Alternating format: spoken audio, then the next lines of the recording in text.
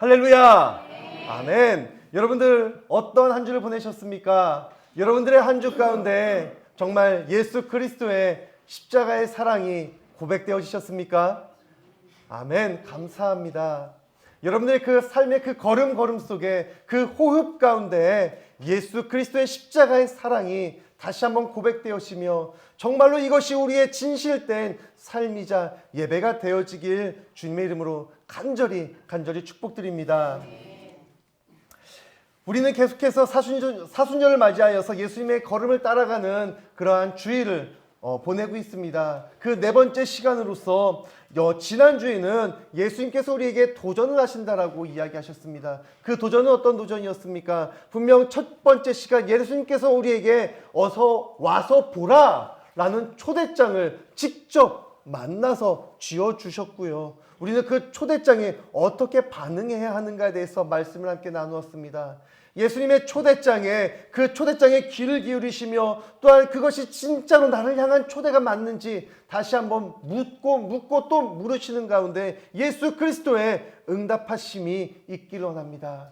그 안에 거하시며 그때 예수님은 우리를 제자로 부르신다라는 것이에요. 우리가 그 부르심에 다시 한번 응답할 때는 어떠한 삶의 자세가 필요합니까? 나의 경험, 나의 지식, 그 모든 것들이 필요가 없다라는 것이에요. 베드로는 어부였어요. 물고기 잡는 데 전문가였다라고요.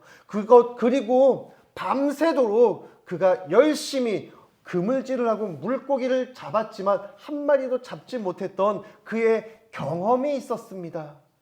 그가 정말로 몸으로 체험했던 그 시간이 있었다라는 것이에요.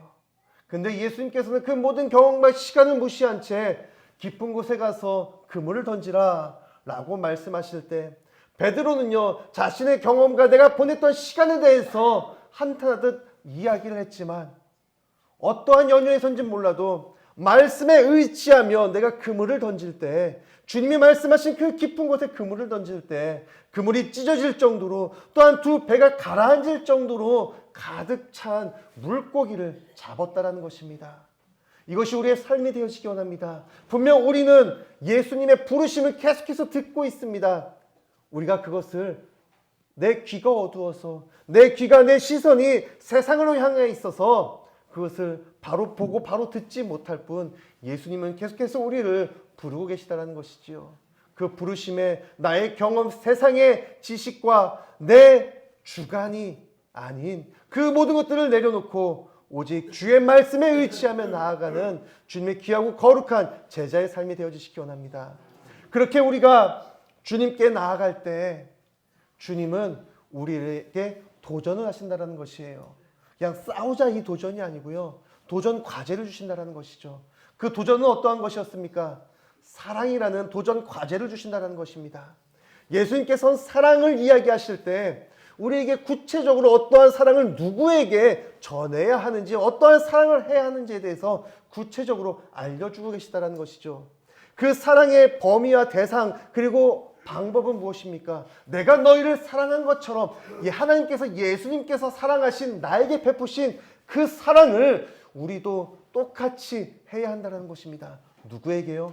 서로 사랑하라. 심지어 원수까지도 사랑하는 예수 그리스도의 사랑의 도전이 있었습니다. 그렇다고 구태여 원수를 일부러 만드실 것은 없고요. 네, 원수까지도 내가 할 수 없는 내 생각, 내 의지, 내 주권으로는 할 수 없는 그것까지도 다 내려놓고 예수 그리스도 성령의 인도하심을 따라서 예수님이 나에게 보여주신 하나님이 우리에게 허락하신 그 사랑을 하라는 것이에요. 그 사랑을 할 때는요 나의 열심이, 나의 기준이, 나의 입술이 필요할까요? 아니죠. 하나님이 이미 예수 그리스도를 통하여서 우리에게 친히 보여주셨다는 것이에요. 그 모범 답안을 우리에게 제시해 주셨다는 것이죠. 물론 그것이 쉽지는 않을 것입니다. 하지만 우리는 그 쉽지 않은 길을 걸어가야 한다는 것이에요. 예수님은요, 성경에서는요, 하나님은요, 십자가는요, 우리가 누구나 다 할 수 있는 것들을 이야기하고 요구하지 않으신다는 것이에요. 누구나 할 수 있는 사랑, 그거는 죄인들도 그렇게 한다는 것이죠. 하지만 누구나 아무나 할 수 없는 것, 여러분 원수를 사랑하는 것 결코 쉽지 않습니다. 어려워요. 하지만 그것조차도 우리는 주님을 의지하며 성령의 인도하심으로 그 사랑을 이뤄내시는 주님의 귀하고 거룩한 성도 여러분들이 되어주시길 주님의 이름으로 간절히 축복드립니다. 그러면서 오늘 이제 네 번째 시간, 우리가 그 도전에 응했을 때 분명 하나님은요, 예수님은요, 그 사랑을 아무런 조건 없이 대가 없이 우리에게 보여주시고 우리를 위해서 사랑을 행하셨습니다. 근데 우리가 그 도전에 순응하며 반응할 때, 그 조건 없는 사랑을 받아들일 때 예수님은요, 우리에게 그 사랑의 대가를 지불하신다라는 것이에요. 조건 없이 대가 없이 주셨지만 우리가 그 사랑을 받을 때 예수님께서 그 사랑의 대가를 다시 우리에게 주신다는 것이죠. 이것은 과연 무엇일까요? 예수님은 그 대가를 우리에게 주시기 위해 바로 이 땅에 내려오셨습니다. 여러분, 예수님은 어떠한 분이십니까? 마태복음 16장에 예수님께서 제자들에게 물으십니다. 그래, 사람들은 나를 누구라고 하느냐? 라고 물으셨습니다. 제자들은 대답하죠. 선생이요, 랍비라고 이야기합니다. 그러면 다시 예수님께서는 질문하십니다. 그래? 그러면 나를 따르는 너희들은 나를 누구라고 생각하느냐? 라는 그 질문 가운데 베드로가 뭐라고 이야기합니까? 주는 그리스도시요 살아계신 하나님의 아들이시나이다. 아멘. 그렇습니다. 예수님은 살아계신 하나님의 아들이십니다. 하나님의 아들이요, 이 땅에 내려오셨다는 것이에요. 온 우주 만물을 창조하시고 주관하시는, 모든 영광을 높이 받으시는 그 하나님, 또한 그의 아들, 정말 그와 함께 천국에서 하늘나라 그 우편에 앉아 계셨던 그 예수 그리스도가요, 이 땅에 내려오셨다는 것이에요. 이것이 우리에게 얼마나 큰 영광이고 기쁨인지 우리는 알아야 한다는 것입니다. 여러분, 성육신의 하나님 많이 들어보셨을 것입니다. 무엇입니까? 하나님이 인간의 육신의 몸을 입고 이 죄 많은 이 땅에 오셨다는 것이에요. 바로 예수 그리스도가 이 땅에 오셨음을 이야기하는 것입니다. 사도 바울은요, 이런 예수님을요, 이렇게 놀라울 정도로 이렇게 표현하고 있습니다.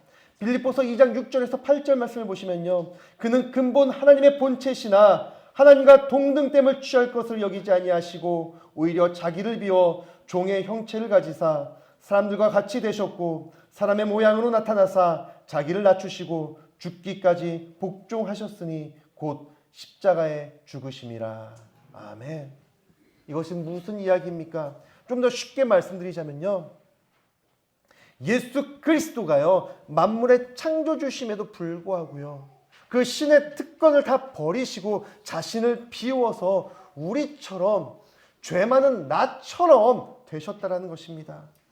그리고 거기서 그치신 것이 아니라 죽기까지 복종하시기 위해 십자가에서 달려 돌아가셨다라는 것이에요.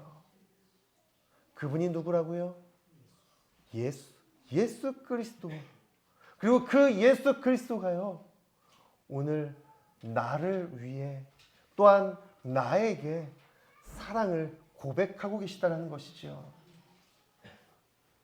만물의 창조주 되신 하나님께서 죄인처럼 십자가에 달려 돌아가셨다는 것입니다. 버림받아 쓰러지셨습니다. 그렇게 하나님은 도저히 믿어지지 않을 만큼 인류와 우리와 하나가 되셨다는 것이에요. 왕이심에도 불구하고 이 온 우주 만물을 창조하셔서 그냥 하늘나라에서 지켜보시고 말씀으로 통치하신 것으로도 족하셨지만, 그럼에도 불구하고 이 땅으로 내려오셨다는 것은요, 우리와 하나 되셨다는 것입니다. 우리와 하나 되기를 원하고 계시다는 것이에요. 그렇다면 왜 예수님께서는 하늘 영광을 버리고 이곳 이 땅에 내려오셨을까요? 예수님은 요한복음을 통해서 이렇게 이야기하십니다. 요한복음 12장 32절 말씀을 보시면 내가 땅에서 들리면 모든 사람을 내게로 이끌겠노라. 이것이 무엇입니까? 예수님께서 땅에서 들리실 때 모든 사람을 내게로 이끌어내겠다라는 것이에요. 내가 땅에서 들어올림을 받을 때 모든 사람이 나를 따라오게끔 만드신다는 것이에요. 그렇다면 예수님은 언제 땅에서 들리심을 받으셨습니까? 바로 십자가, 땅에 눕혀져 있던 십자가의 손과 발목에 못을 박히시고요. 그 십자가를 세워짐과 동시에 예수 그리스도도 함께 들려 올리셨다는 것입니다. 예수님은 언제 들리셨습니까? 예수님께서 십자가에서 고통받고 돌아가신 후 부활과 함께 하늘나라로 들려 올라가셨다는 것입니다. 이 말씀은 곧 예수님이 십자가에 달려 돌아가시고 부활하실 때 모든 사람도 그와 함께 들렸다라는 그러한 것입니다. 온 인류를 그리스도의 죽음과 부활의 신비 속으로 이끄셨다는 것이에요. 이것이 하나님이 말씀하시는 긍휼하심이 아닐까 생각되어집니다. 하나님께서는 온 인류를 향한 그분의 긍휼을 말씀으로만 그치신 것이 아니라 실체로 눈에 보이는 사랑으로 만들어내셨다는 것이에요. 성취하셨다는 것입니다. 그렇다면 이 긍휼은 무엇일까요? 긍휼함, 그냥 이것은 값싼 동정을 이야기하지 않습니다. 이 긍휼은요, 영어로요, compassion이라는 단어를 사용하고 있습니다. 이 단어의 어원을 추적해 보면요, 두 가지 단어가 합쳐진 합성어입니다. 코무라는 이 함께라는 그 뜻과 그리고 고난 당하다라는 파시오라는 그 두 단어가 합쳐진 거예요. 무엇과 무엇이 합쳐졌다고요? 콤과 파션, 함께 하는 것과 고난 당하다, 이것이 합쳐져 컴패션, 긍휼이라는 단어가 됐다는 것입니다. 그럼 그 뜻은 무엇입니까? 함께 고난 당하다. 이것이 하나님이 말씀하시는 긍휼하심이라는 것이에요. 단순히 우리가 긍휼한 마음을 갖자라고 이야기할 때 나보다 불쌍한 사람, 나보다 가난한 사람, 나보다 못난 사람을 바라보면서 안 됐네, 내가 조금 더 도와줘야지, 내가 조금 더 사랑해줘야지, 내가 그를 위해서 기도해줘야지, 그런 값싼 동정을 이야기하는 것이 아니라 하나님께서 이야기하시는 예수 그리스도께서 살아내신 긍휼함은요, 함께 고통당하고 함께 고난당하는 것을 의미하고 있다는 것입니다. 예수님께서 몸소 이 사실을 우리에게 알려주셨습니다. 하나님의 긍휼하심, 즉 하나님께서는 모든 순간을 우리와 함께 하셨다는 것이에요. 나의 모든 고난과 고통 속에서 나와 함께 하시는 것이 바로 하나님의 긍휼하심입니다.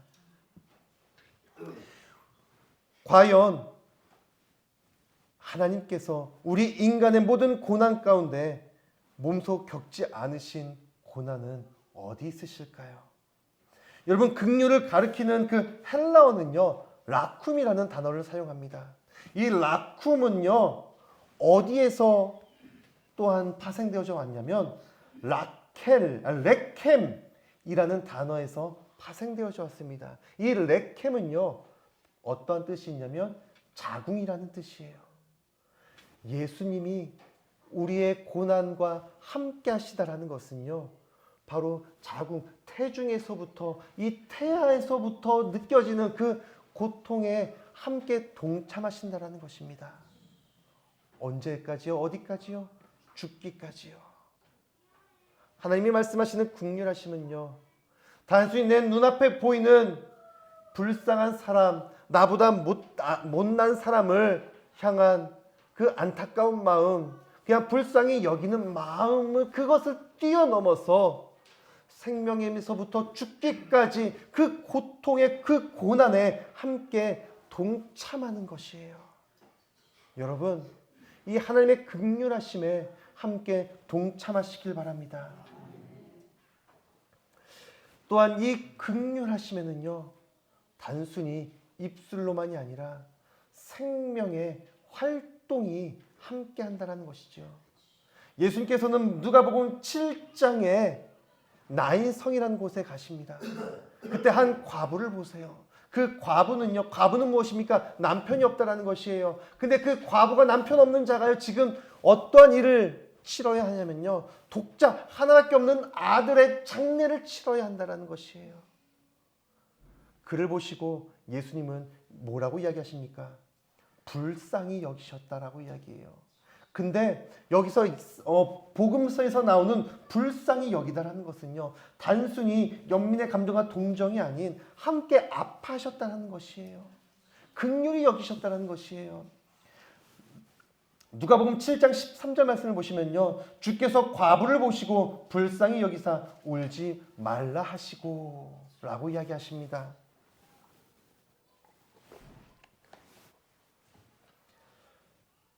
주님께서 과부를 보시면서 아우 불쌍해, 남편도 잃고 아들까지 잃었네, 아우 불쌍하다, 이러한 동정을 품으셨을까요? 아니라는 것이에요. 그의 아픔에 함께 동참하셨다는 것이죠. 그리고 그 아픔에 동참하시면서 무엇을 이야기하십니까? 울지 말라 라고 말씀하셨다는 것입니다. 야, 단순히 시끄러워, 그만 울어, 이제 울지 말고 좀 잘 아픔을, 슬픔을 추스려봐, 그 이야기를 하신 것이 아니에요. 예수님께서 울지 말라라고 하신 그 이유와 목적은 무엇입니까? 그 뒤에 무엇이 찾아오고 있습니까? 누가복음 7장 15절입니다. 죽었던 자가 일어나 앉고 말도 하거늘 예수께서 그를 어머니에게 주시니. 예수님은 함께 아파하시며 울지 말라 하시고 죽은 자를 향해서 일어나라 라고 말씀하셨다는 것입니다. 예수님께서 단순히 그 상황만을 보시고 불쌍하다라고 여겨셨던 것이 아니라 긍휼하심을 통하여서 그에게 함께 하시며, 너 예수님의 함께 하심에는 생명의 활동이, 생명의 소생이 다시 일어났다는 것입니다. 이것이 우리의 삶이 되어지기 원합니다. 우리가 긍휼한 마음을 품을 때 단순히 그 마음으로 그치는 것이 아니라 그 긍휼한 마음을 통하여서 우리가 한 생명을, 한 영혼을 살리는 예수 그리스도의 사랑에 동참하며 함께 예배하며 나아가시는 주님의 귀하고 거룩한 성도 여러분들이 되어주시길 바랍니다. 바로 이것이 예수 그리스도의 십자가였습니다. 그리고 예수님께서는 우리를 향하여서 이 십자가를 지라고 이야기하십니다. 마가복음 8장 34절입니다. 무리와 제자들을 불러 이르시되 누구든지 나를 따라오려거든 자기를 부인하고 자기 십자가를 지고 나를 따를 것이니라.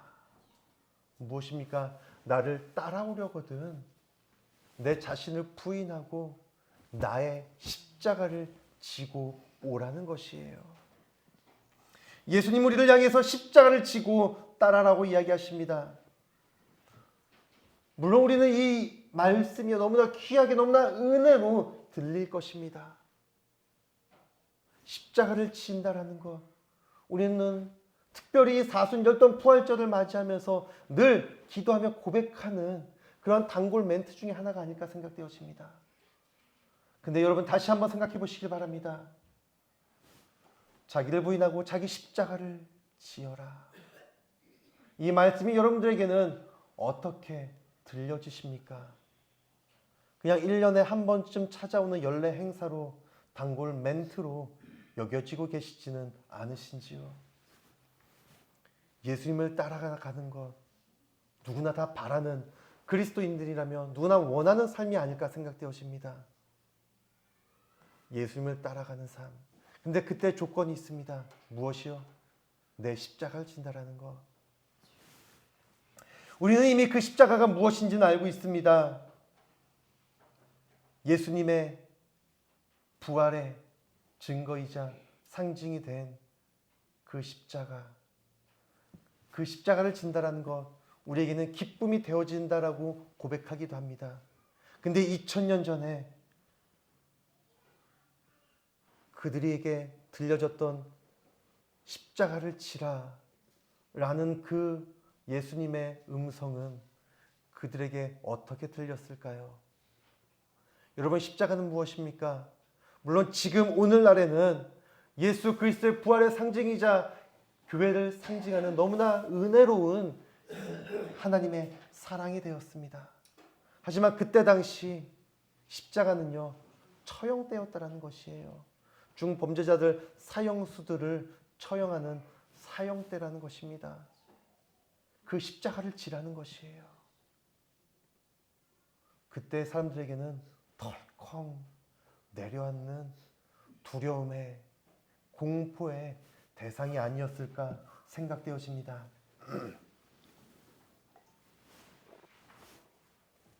저는 지난주에 오후 예배가 마친 후에 예지를 데리고 부랴부랴 성남회를 좀 다녀왔습니다. 성남 제1교회를 좀 다녀왔는데요. 뭐 여러분들 아시는 분들도 아시겠지만 예전에 우리 지방에 있던 후안교회 권혁중 목사님이 지금 심호하시는 교회인데 그 교회에서 중학년에 부흥단장 이취임식이 있었습니다. 네, 물론 저는 권혁중 목사님을 잘 알지 못합니다. 그렇다고 제가 초대장을 받은 것도 아니에요. 네, 낯짝도 두껍지 초대장도 없이 모르는 사람의 이취임식 그 장에, 그 현장에 더군다나 딸내미 혹을 하나 달고 찾아갔습니다. 물론 제가 간 또 이유와 목적이 있었습니다. 뭐 거기 이취임식에 참석을 하고 또 그 권혁준 목사님에게 잘 보이기 위해서 그곳에 간 것이 아니라 제가 몇 번 말씀드렸지만 성남 제1교회는요, 제가 이제 수련 선교사로 1년 반 정도 사역하고 또한 4년 동안 저를 위해서 기도해 주시고 후원해 주신 파송교회였습니다. 근데 이제 제가 후원이 끊기고 또 한국에 귀국을 했을 때는 물론 이제 한 번 또 찾아가서 또 이제 마무리 또 보고 예배도 드리고 또 이제 그렇게 또 인사를 드렸지만 그 이후에는요, 따로 뭐 인사를 하거나 또 찾아갈 기회가 마땅치 않았다라는 것이에요. 근데 정말 그 성남 제1교회, 물론 우리 가산교회도 너무나 귀하고 또 너무나 소중하고 또 너무나 많은 사랑을 받고 있지만 제가 총각 때 너무나 힘들고 외로울 때 그때 저를 또 위로해 주시고 또 저에게 많은 사랑을 또 베풀어 주셨던, 그리고 4년 동안 보이지 않는 저를 위해서 끝까지 기도해 주시고 후원해 주셨던 그런 교회였기에 늘 마음 한켠에 감사함과 또 고마움이 있었던, 언젠가는 좀 물론 이제 목사님은 또 몇 번 찾아뵙긴 했지만 성도님들 찾아뵙기란 결코 쉬운 일은 아니었습니다. 그래서 그냥 핑계 삼아서 또 한번 갔었는데 거의 한 12, 13년 만이었던 것 같습니다. 제가 그때 당시 사역했던 20대 한 후반쯤 되었습니다. 참 젊었죠. 네. 근데 그 나이가요, 이제 제가 가르쳤던 제자들이 그 나이가 되었더라고요. 네, 벌써 세월이, 아유, 제가 이런 말씀드려 죄송합니다. 어찌됐건 그렇게 또 이제 권사님들을 또 만나 뵙고 또 장로님들을 만나 뵙고 다행히 감사히 또 한 10년 만에 만나는데도 너무나 반갑게 저를 알아봐 주시고 또 인사해 주시더라고요. 네, 제가 이 정도는 했던 것 같습니다. 그러는 가운데 또 한 권사님이 반갑게 맞이하신과 동시에 목사님 정말 미워요 라고 이야기하시는 거예요. 어머 왜 그 미워요가 나왔냐면요, 제가 이제 청소년부를 맡았는데요, 그 권사님에겐 아들이 3명 있었습니다. 근데 그 첫째 아들이요 이제 중학교에 올라왔어요. 근데 제가 그 첫째 아들이 중학교에 올라와서 제가 가르치는데 뭔 사건이 있었으니까 미워하셨겠죠. 근데 제가 뭐 그 아이를 때리거나 그렇게 한 건 아니고요. 제가 그 아이를 맡은 지 5개월 만에 이제 선교사 파송을 받고 교회를 떠났어요.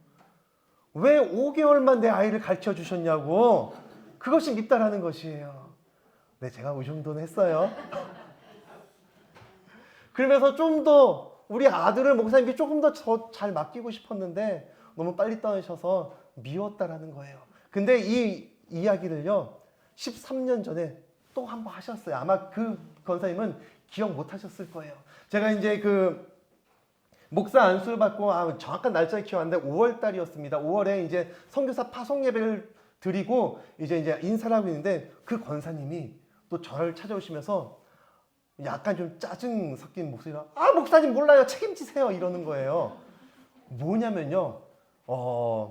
그 아들이 갑자기 엄마한테 엄마 나도 선교사 할래요. 네. 이 이야기를 했다는 거예요. 제가 이 정도였어요. 근데 여러분 선교사 하면은 어떤 이미지, 어떠한 마음과 감정이 드십니까? 정말 귀하신 분이죠. 너무나 훌륭하신 분이죠. 선교사님을 위해서 우리는 늘 기도하고 때로는 마음의 감동으로 후원도 합니다. 너무나 존경도 합니다. 근데 내 아들이 선교사가 되겠다는 것이에요. 그러니까 저를 향해서 목사님 책임지세요. 어떻게 하면 좋아요? 이것이 우리의 십자가가 아닐까 생각되었습니다. 먼 발치에서 보기에는 좋습니다. 내 삶의 밖에서 바라보는 십자가는 굉장히 은혜가 되고요. 다른 사람들에게 자랑거리가 되어진다는 것이에요. 근데 그 십자가를 내 마음에 새기고 내가 그 십자가를 지려고 하니 두려움과 공포가 먼저 내 앞을 가로막는다는 것이죠. 선교사 하면은 너무나 귀하고 너무나 존경스럽고 그 분을 위하여서 기도하며 중보하며 때로는 내 물질을 흘려 보내기까지 하지만 내 자녀가, 내 아내가, 내 남편이 선교사가 된다고 하니까 아니 너 왜 그러냐고, 도대체 뭐가 문제냐고 그 말리면서 어떻게 해서든 주님이 잔을 내게서 피하시옵소서. 이것이 우리의 십자가가 되어서는 안 된다는 것이에요.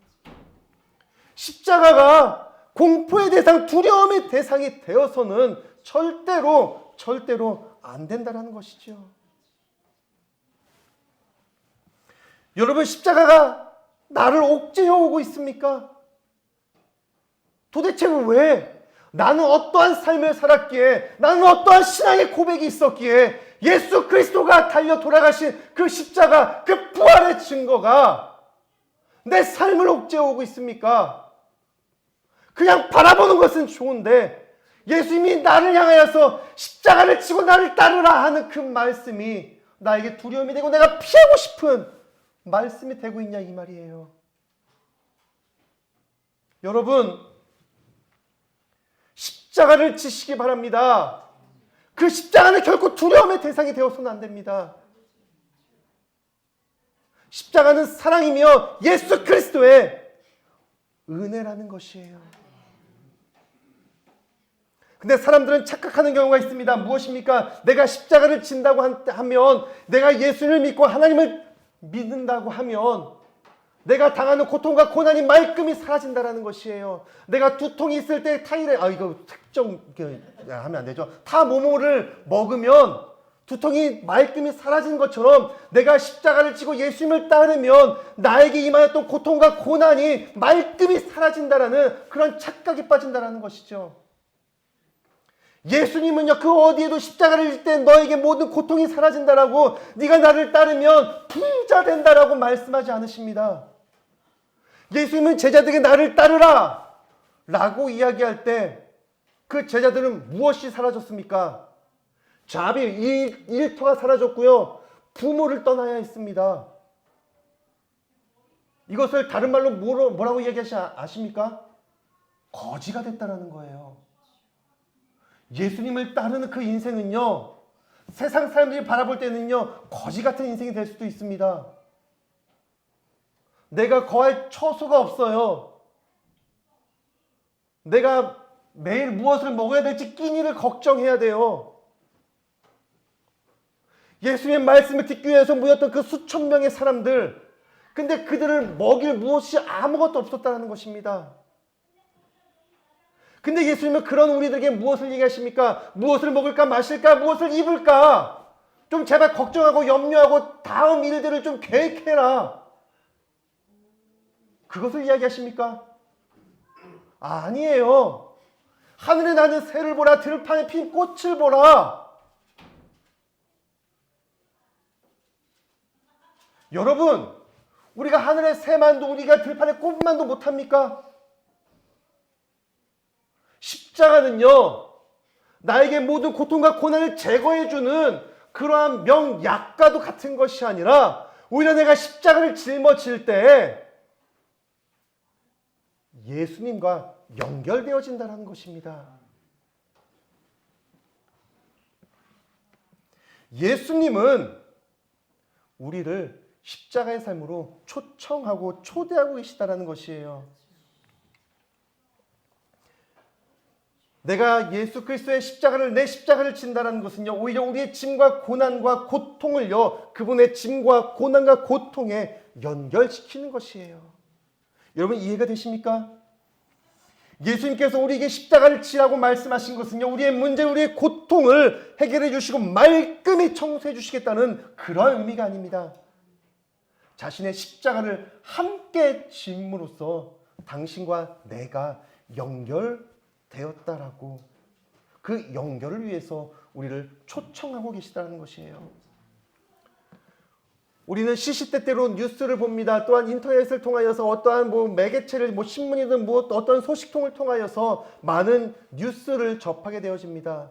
여러분 그 뉴스를 보고 들으실 때 어떠한 마음이 드십니까?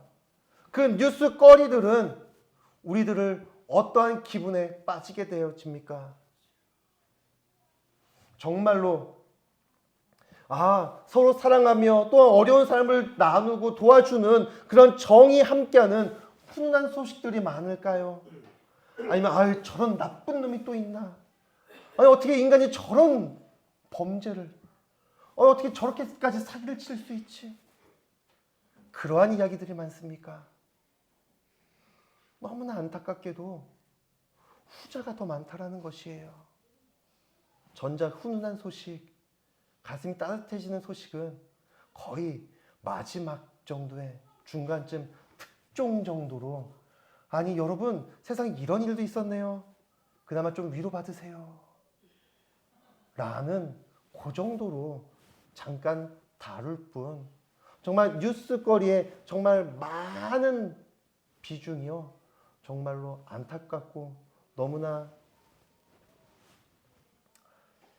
안타까운 많은 나쁜 악한 소식들을 전하고 있다는 것이죠. 근데 이러한 아픔, 이러한 고통, 이러한 나쁜 이야기들은요, 단순히 뉴스로만, 인터넷에서만 존재하는 것이 아니라요, 내 삶에도 마찬가지라는 것입니다. 여러분, 우리 모든 사람들 가운데 고통 없는, 가시가 없는 인생이 과연 몇이나 될까요? 아마 아무도 없지 않을까 생각되어집니다. 우리 모두에게는 고통과 고난이 있는 그러한 인생이라는 것이에요. 누구에게 내 몸에 가시가 있고 각자에게 고난이 있습니다. 크고 작은 문제로 힘들어하고 아파하고 죽어가고 있다는 것이에요. 그런 우리들에게 예수님께서는 각자의 십자가를 지라고 이야기하십니다. 그 십자가를 지고 나를 따르라고 이야기하십니다.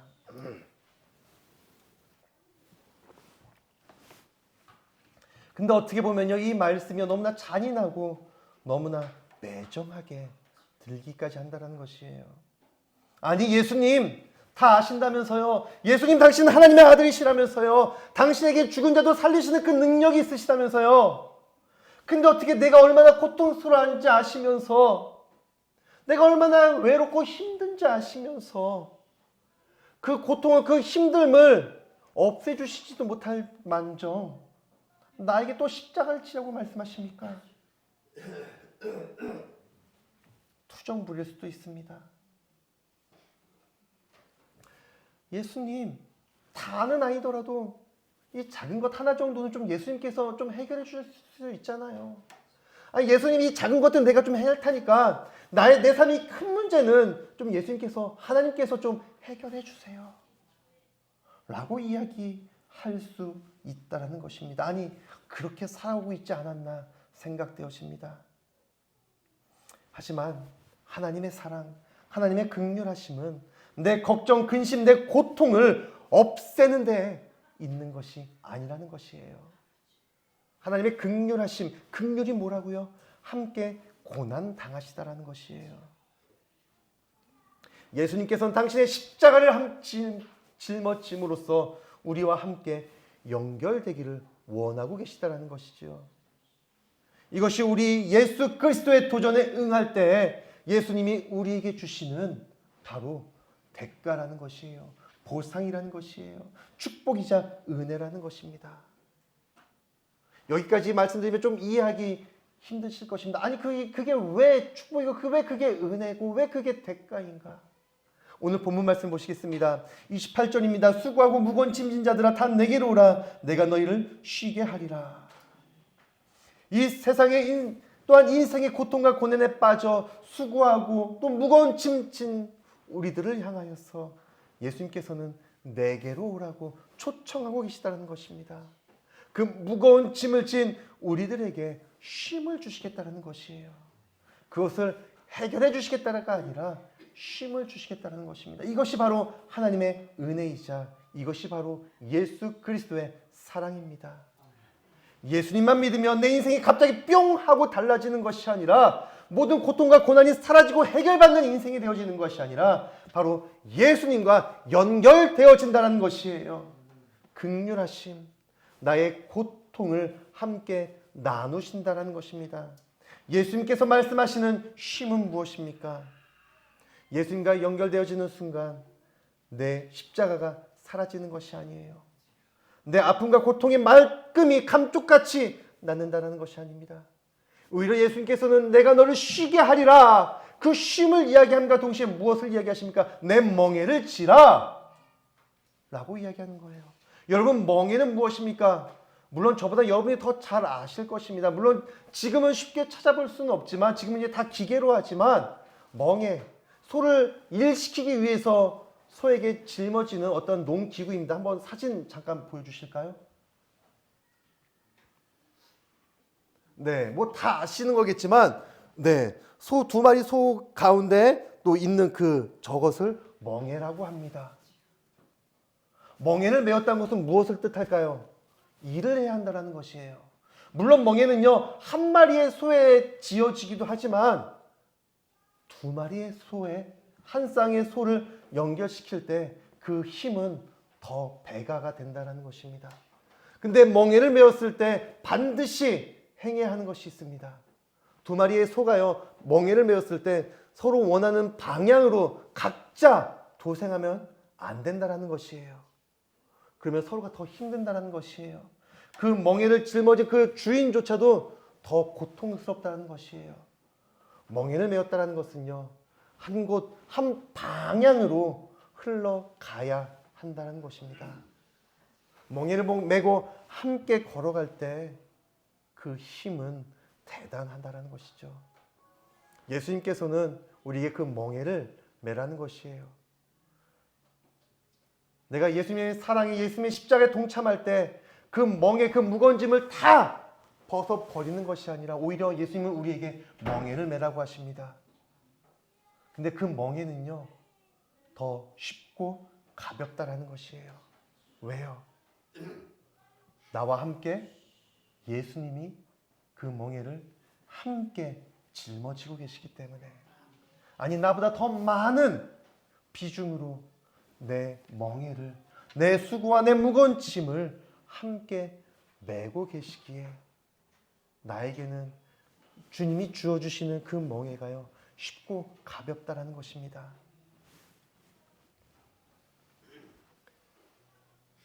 함께 멍에를 메를 때 우리는 예수님과 연결되어진다는 것이에요. 예수님은 우리에게 대가를 치러주십니다.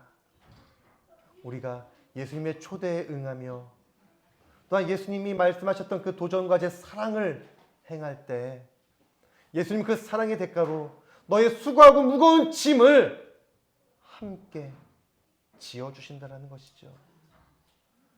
이것이 예수님이 말씀하시는 십자가의 사랑입니다.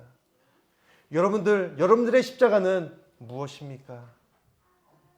나의 십자가, 내가 십자가를 바라볼 때 단순히 공포의 대상, 두려움의 대상, 좀 피했으면 하는 그러한 대상이 되어지는 것이 아니라 예수님과 함께 짊어지시며 나의 고통이 사라지는 것이 아닌 예수님과 연결되어짐을 통하여서 또한 나 역시 예수님의 고통과 예수님의 그 무거운 짐을 함께 짊어지며 주님과 함께 걸어가시는 우리 귀한 가상감리교회 성도 여러분들 되어주시길 주님의 이름으로 간절히 축복드립니다. 아멘.